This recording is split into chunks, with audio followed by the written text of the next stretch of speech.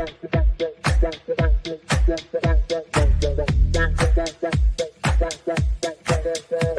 Connections Radio presents. Welcome to Watching Mental Health, your place for all things mental health. On this show, we break down the stories, the research, and the stigmas. And we discuss treatment and recovery with providers, professionals, loved ones, and those with lived experience. It's time to talk openly about mental health, mental wellness, and mental illness. Join the movement and join us live every first and third Wednesday at 3 p.m. Pacific time. Hi, everyone, and welcome to another episode of Watching Mental Health. We are officially in our second season, episode 2, and I'm excited about this episode because I am kicking it off with a guest who I've been wanting to bring on to Watching Mental Health since it launched, actually. And this person is Frank Amato, and he relocated from the East Coast to Southern Nevada in 2019 after spending 20 years in the corporate world. And he is now a board-certified cognitive specialist, as well as the admissions director at Brain Balance of Southern Nevada.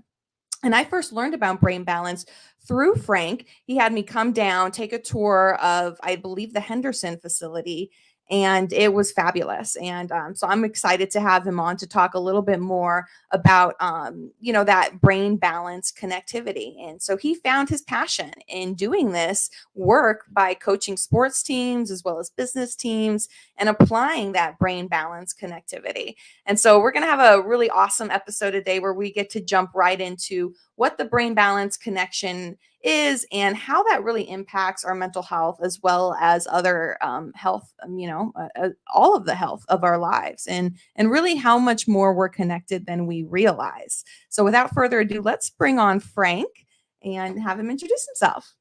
Hello, I'm so happy to be here.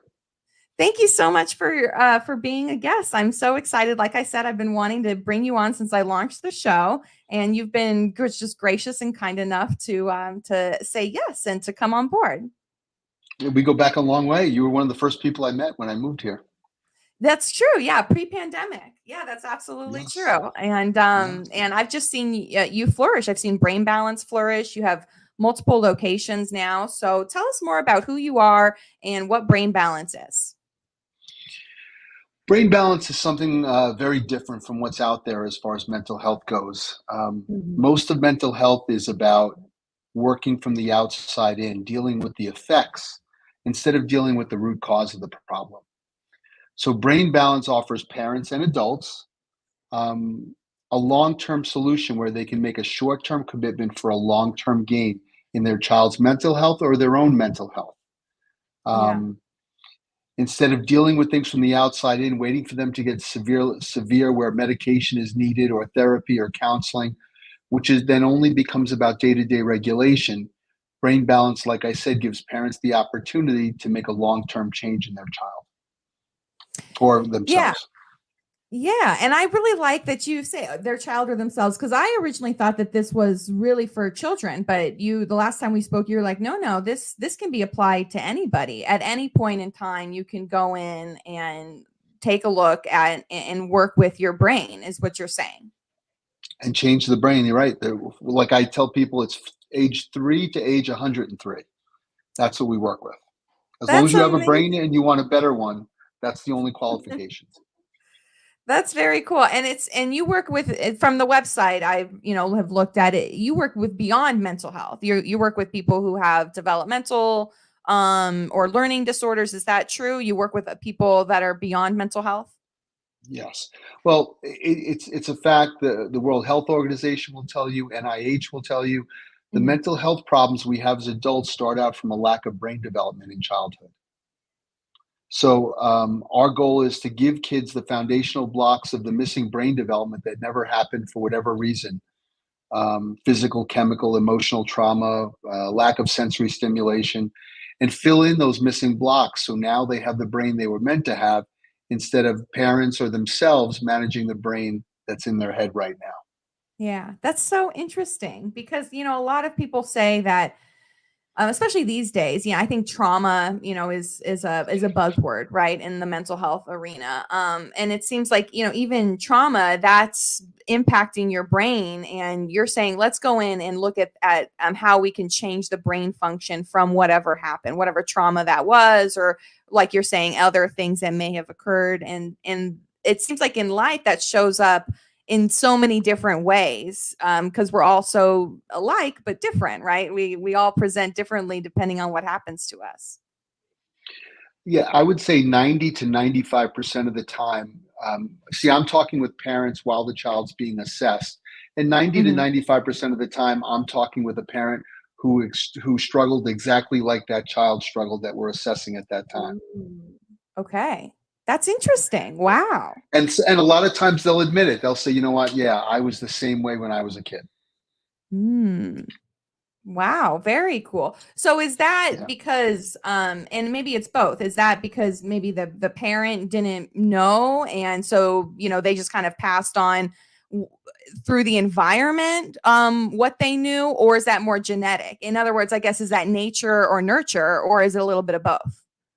Well, it's definitely both, and it's somewhat genetic, but it doesn't mean it can't be overcome. It can always be Mhm. overcome. The best way to look at brain balance is we're a gym for your brain. Like I said, the only two qualifications are you have a brain and you want a better one. That's very So cool. all kids today, the way that we're growing up is not the way that I grew up when I was a kid, where mom kicked me outside to play sports, and it could be 5 degrees outside with 10 feet of snow, and I'm outside. Today, Right. I'm going to go in my room and I'm going to look at a screen for 10 hours. Right. And that really impacts, I'm sure, as you know, the way the brain develops. So, do you think that's part of the reason why, even though, we talk about mental health more, and when we talk about taking care of ourselves and mental health is health, even though we say that, we continue to have just like this huge amount of issues in our, an epidemic, so to speak, of mental health problems. Do you think that part of that is because the brain is developing by staring at a screen for 10 hours these days versus back, all and at any other point in our history when we were going outside and we were socializing? Absolutely. That sensory motor system never gets a chance to fully develop because we're not as active as we once were. I often tell parents of my autistic families, that kids, that we never see any professional autistic athletes, because if the one thing an autistic brain is weak in is sensory motor skills, gross motor skills, balance, Mm, equilibrium, coordination, knowing where your body is. So, because they're all mm, doing coding and they're doing computer things, and that's all they do every 24 hours a day. So the brain right. never gets the sensory stimulation necessary to develop to its full potential. So Hmm. while they're intelligent and they're great with details and numbers and letters and repetition and routine, they're not so good with big picture skills and focus and attention and emotional regulation and emotional maturity and social interactions. All those things they're weaker in. They don't see the big Sure. picture of life. They just see the details in life.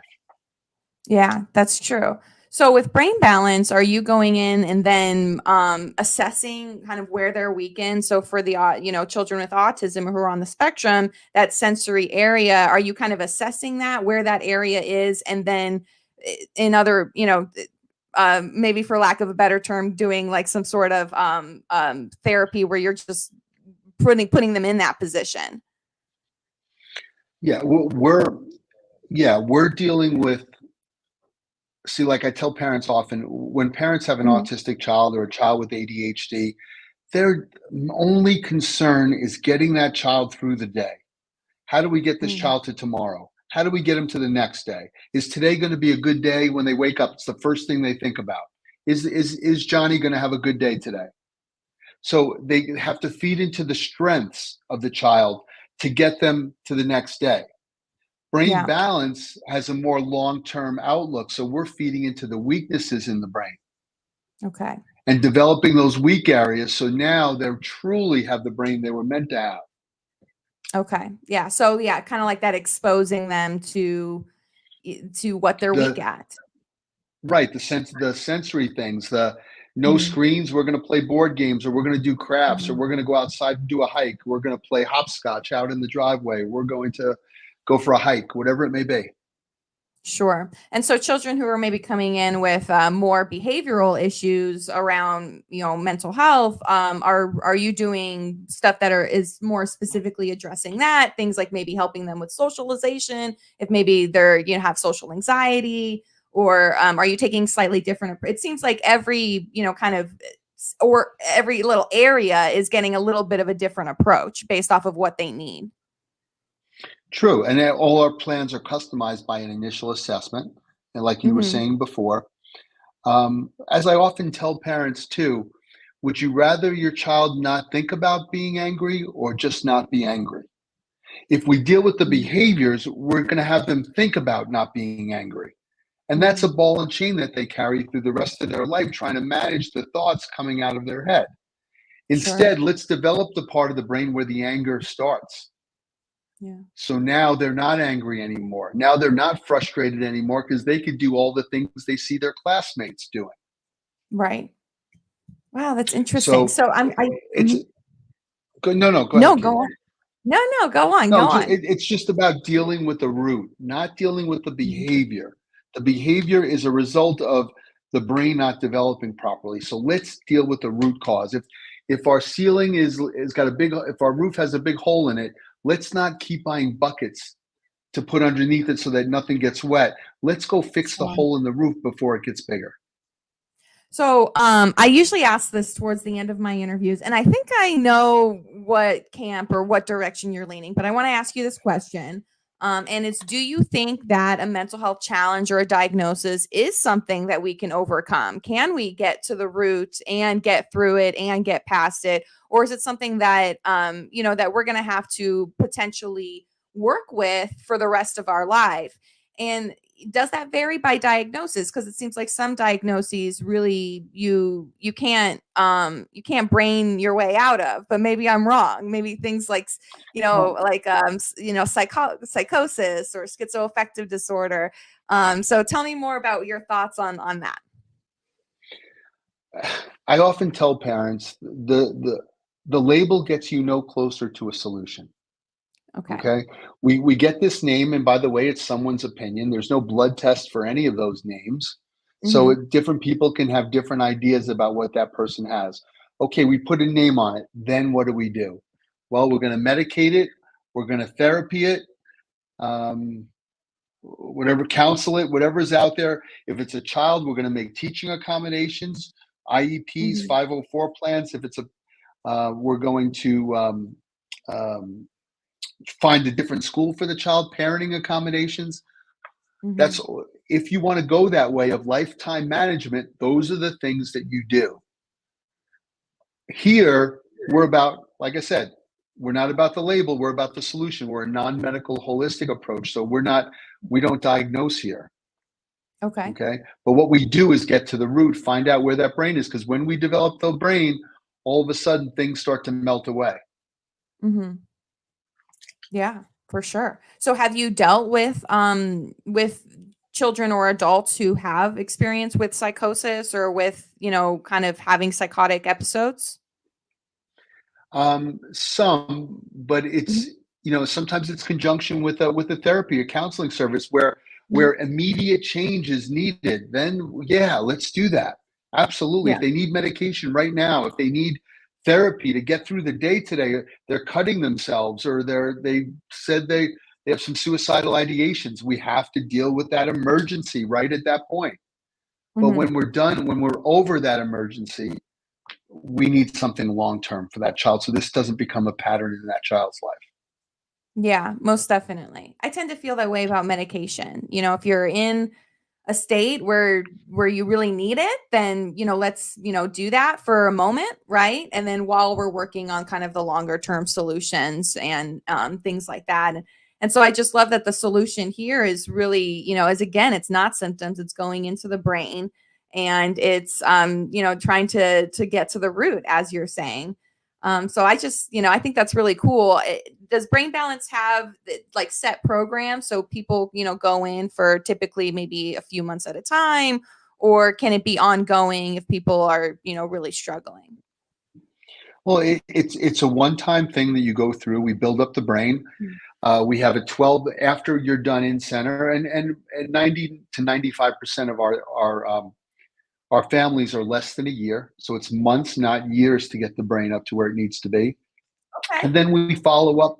We follow up for another year with 12 monthly checks to make sure that the brain is still developing the way that it should. So as they transition away from us, we know that their life is going to be everything it was meant to be. Yeah, that's great. So let's back Super. up a little bit. What brought you into this? What brought you here to Southern Nevada? Was Brain Balance here in Southern Nevada before you? Because I don't remember seeing it, but maybe I just had never met anybody. And what brought you here to the West Coast to do this work? Okay. There are 75 brain balance centers across the country. Okay. We have the two here in Nevada, in Henderson and Summerlin. Henderson has been here for 13 years. Summerlin has been here, I believe, for 8 years. Okay. I came 5 years ago. A college friend of mine is the owner of both centers, and she had been telling me about this stuff and knows that I'm in child development, coach football for a long time and other things. She knows that how much I love kids. And so she said, hey, why don't you want to come out here and do this? And I said, you know what? I was going through a divorce at the time, and it was a good time for a change, get out of New York. And I came out, and it's really turned out really, really well. Something I'm very, very passionate about. That's really great. And so before you were coaching kids, so tell us more about that. You were in child development. Is that what you were doing? Yeah, I was in child development as far as what we went to school for, a biology major. Coaching football for 20 years. I was in the corporate world for a long time doing dental technology. So I was dealing with dentists a lot. And then, like I said, made the move over. That's exciting. You must have been, well, I don't know, because it's the Raiders, but you probably thought it was fun when football came to Las Vegas. Yes. I'm not a Raider fan, but yes, I love I like that the games are on earlier too, that they're not on at 1:00, they're on at 10:00. Right. That's true. Yeah, it's easier to Yeah. go in on a Monday when you watch football that earlier in the day. Yes. So, let's talk a little bit more about Las Vegas. It's a unique environment. You've been here for 5 years now. I know part of that was the pandemic, but I feel like you really just jumped in, head first, basically, to try and address our issues. And Las Vegas has pretty extensive, I think, issues around child's mental health access and, development. So, what have you seen? Do you find that that's true coming from the East Coast, or, or is the problem everywhere? Well, the problem is everywhere. Bringing up Las Vegas, one of the areas that I'm trying to get into, I haven't had a lot of success, but I'm trying, is to get into the prison population and to really change their brain and mature their brain to the point where they can understand the big picture. Because when I talk to anybody, any families that come in, dad's a police officer or a corrections officer, they all say, you know what, these kids that are in jail, they're not bad kids. They just made a stupid, immature decision.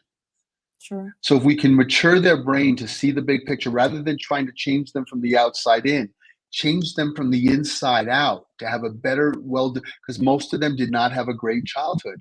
We know that. Yeah. Did not have the sensory stimulation needed, had trauma in their life. So let's develop the brain, do what nature didn't do, so now they're able to see the big picture. A typical parent of an autistic child or ADHD child will tell me this. Frank, he's 9 years old, but not counting his intelligence, he acts like he's 6. Because it's different parts of the brain. They're 9 years old intelligence, numbers, letters, repetition, like I said before, but they're 6 years old, big picture, knowing right from wrong, having the social wherewithal to be with the right people, to socialize with, not socialize with, Katie's my only friend and Katie asked me to do this thing and I know it's wrong, but Katie is my only friend, and if I don't do it, she's not going to be my friend anymore. Right. So I go do it and I get caught. I'm not a bad person. I just made an immature decision because of my weakness dealing with socially, my social anxiety, my social immaturity. Yeah.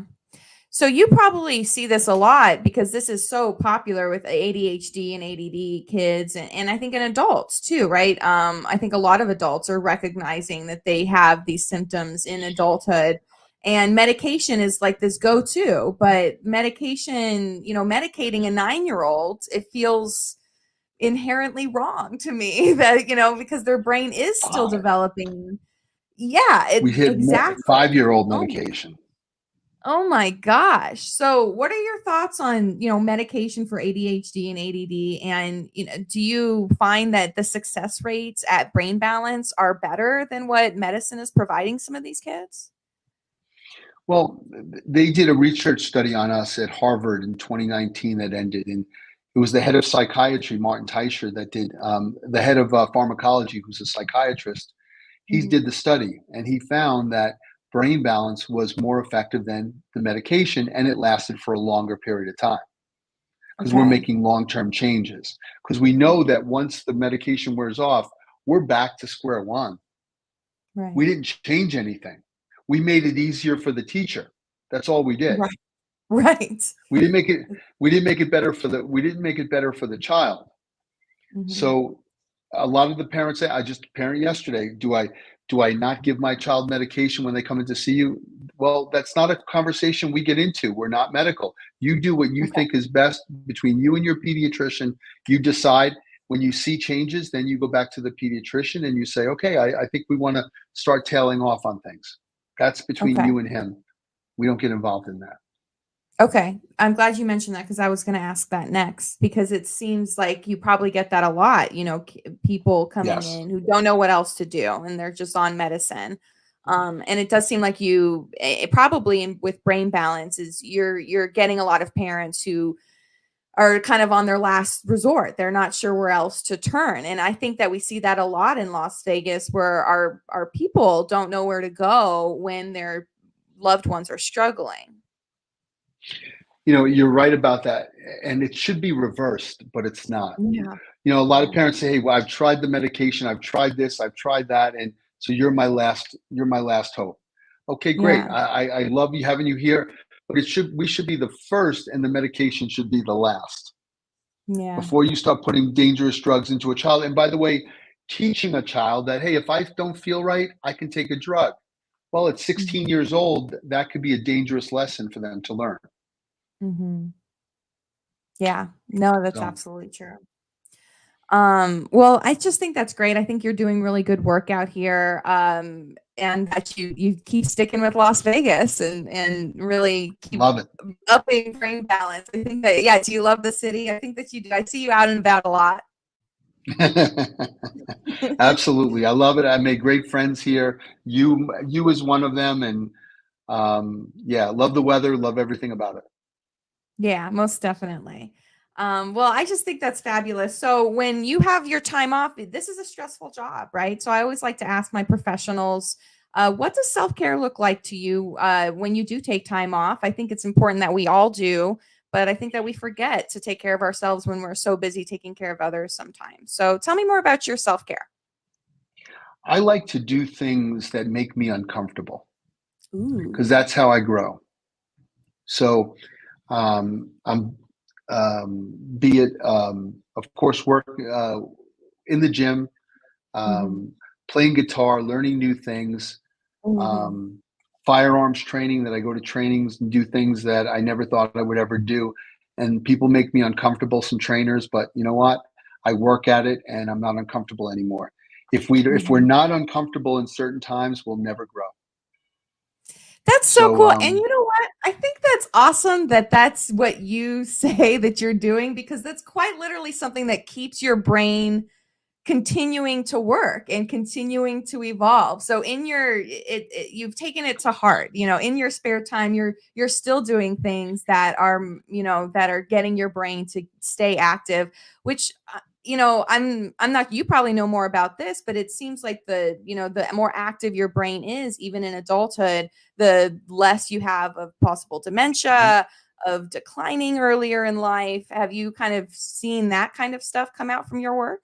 Yeah, if you're, as I tell my friends, and I tell, never give up your legs. Never ever give Mm, up your legs, because once you do, you're going to go downhill cognitively, because we're not using it yeah. anymore.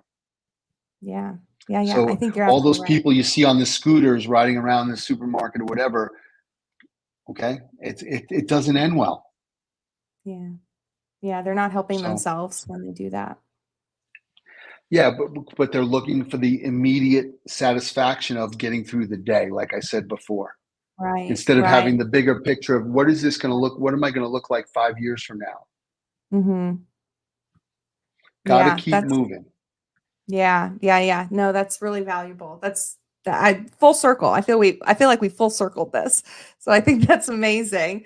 And so thank you so much again for your time. How can people get in touch with Brain Balance? What is, it doesn't have, like you said, it doesn't have to be somebody whose back is against a wall, who doesn't know where else to turn. When is the time to reach out to Brain Balance and see if it's right for you or your child? Well, when you notice your child struggling, Mhm. and parents go through this all the time, where they're just pulling their hair out trying to get their kid to the next day, worrying about, is the teacher doing the right thing here? Is this, am I parenting this child right? It takes 4 hours to do homework. I can't get him out of his room. He has these meltdowns in public. Give me a call. Consultations are always no charge.